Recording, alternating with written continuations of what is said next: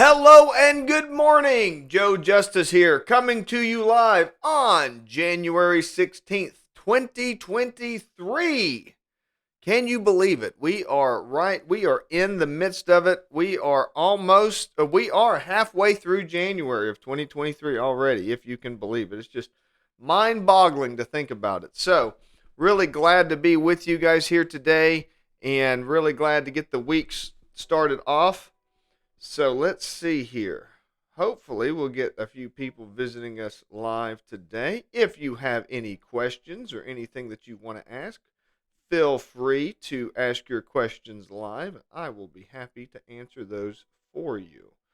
All right. So today I was wanting to come to you live to talk about what we have going on we talked about CES last week, right? So all week last week we talked about CES, and we talked about all the cool stuff about CES in 2023. So today I thought it would be fun to kind of dig into the ridiculous stuff from CES. So I found this cool article from CNET, the most ridiculous and weird tech gadgets from the last 25 years. CES brings us the best and most innovative tech to Vegas every year, but it also brings the worst. So I thought this would be pretty fun to kind of go through. If you have any questions as we're going through this, if you want to ask any tech questions or any support questions, you can always feel free to ask those and I'll answer them live. But while we're going through, I thought it would be fun to kind of look at some of this stuff. So let's take a look at some of the stuff. So CES, of course, you may or may not know that CES it's a consumer electronics show, and the whole thing is all about, new exciting technology. Now, the thing is with CES, they throw a lot of stuff against the wall. So you will definitely see some of the weird contraptions come out of there. I've seen a lot of them over the years. So let's take a look at some of these. So this one is pretty interesting. The Dyson Zone Air Purification Headphones. So they mentioned in this that this is not technically a CES product. Well, first of all, look at this thing. Who in the world would wear this thing? It's just mind boggling why they would ever bring something like this to a trade show. I mean, I mean, even if you were by yourself alone, you wouldn't wear this thing because it'd be uncomfortable, much less if you were actually around people. So not technically a CES product, as it was announced during 2022, but Dyson was demonstrating the Zone headphones in Las Vegas during CES of 2023. Though the Zone looks like it should be a COVID mask, this is the weirdest part of all. It looks like it's supposed to be a COVID mask, but that's not what it does. According to Dyson's site, it was in development way back in 2016 as a personal air purification filter, mainly for pollen. And as such, it was never designed against COVID. So this Dyson mask was designed, it's headphone mask that was designed to basically block pollen, and it doesn't even do anything for viruses or anything, which just sounds insane. Why? Who in the world would wear this thing? Up next, there is the Charmin Rollbot. That just sounds... That sounds pretty suspect. Computer peripheral manufacturer Razer is the king of creating look-at-me products specifically for CES, but toilet tissue brand Charmin became notorious in 2020. That's right, that's the year you saw the mass panic buying on toilet paper come to a robot that could bring you even more. Coincidence? Yes, probably. But the Rollbot was never going to be a real product, but it was loved or loathed anyway. So the Rollbot was a pretty funny little thing that came out. Just happened to come out at the same year that that we had the panic during the pandemic. So that one's pretty unique and pretty funny. The Colibri Smart Toothbrush. So remember when we were told to wash our hands for 20 seconds by singing a song to ourselves? That same methodology also applies to brushing your teeth. Singing to brushing your teeth. But why should we use our own brains and our lips like a sucker?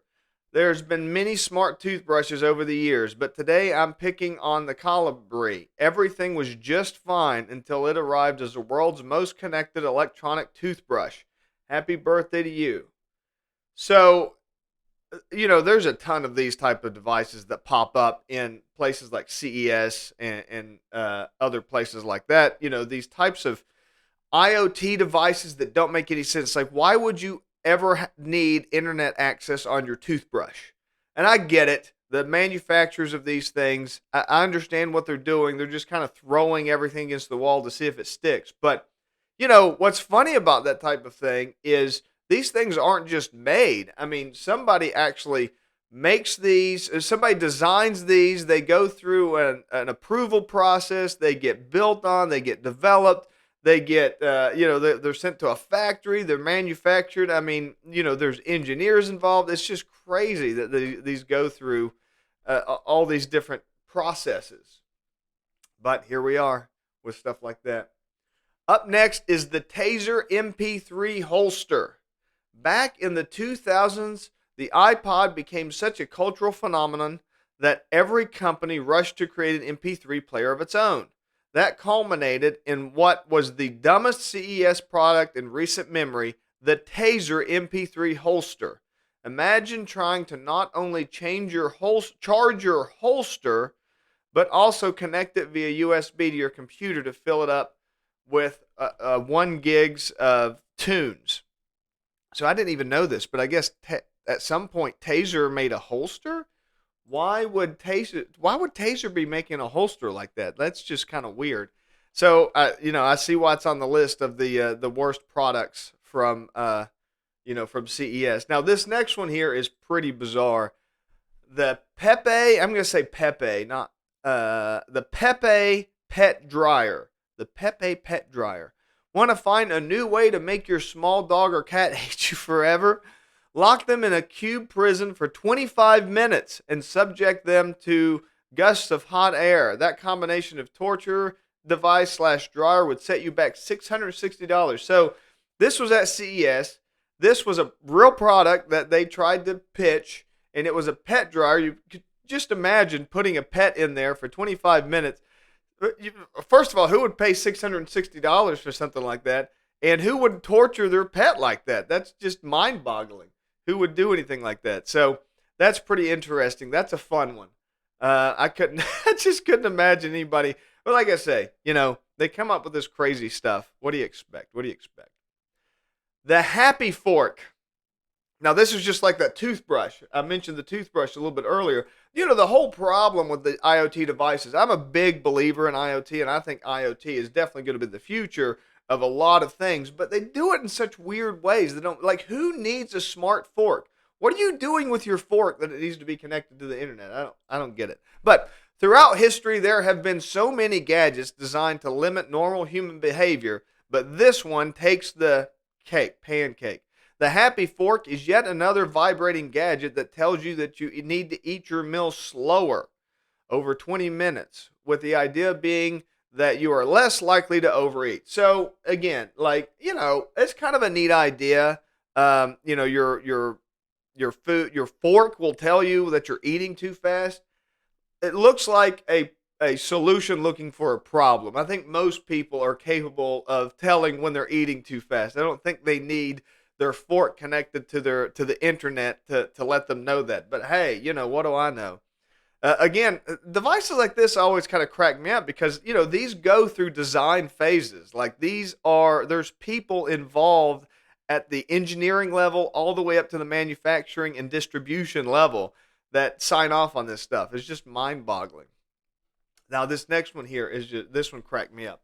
The Hush Me.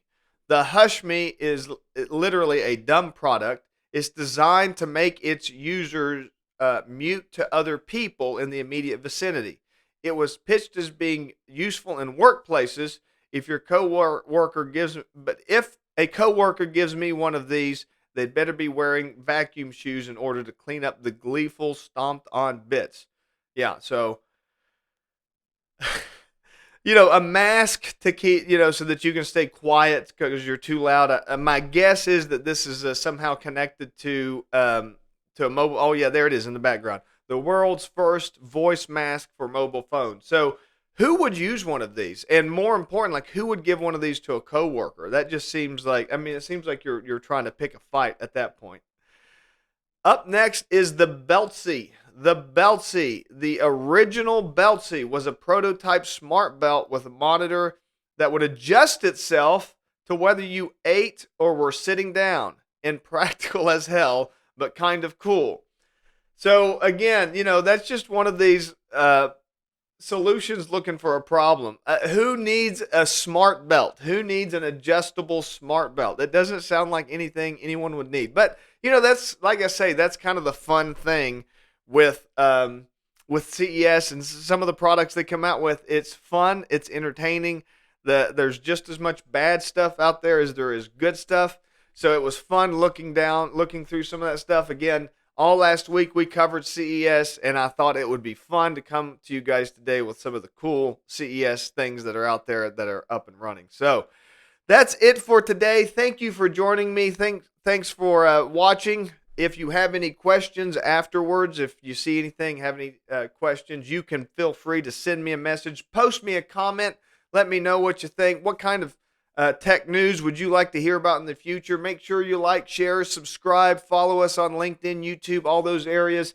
Send us requests, questions, solutions at advantage.tech, and we will be happy to answer those questions for you. Thank you so much for watching today, and I will talk to you tomorrow.